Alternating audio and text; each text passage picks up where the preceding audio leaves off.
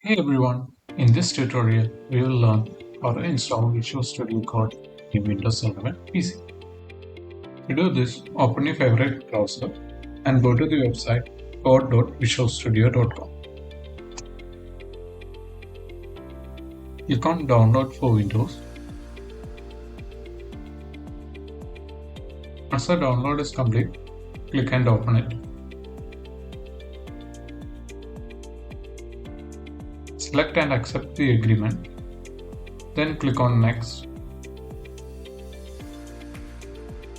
Click Next again and once more. Click on the Create Desktop icon button so that you can access VS Code from the desktop. Then click on Next. And finally, click on Install. Now the installation will be started.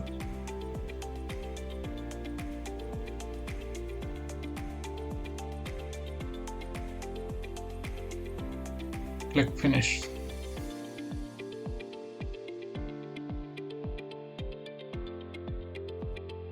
Once the installation is complete, this window will be appeared where you can choose different themes. I am going with the dark theme. And finally click on Mark Done. And that's it. Thanks for watching.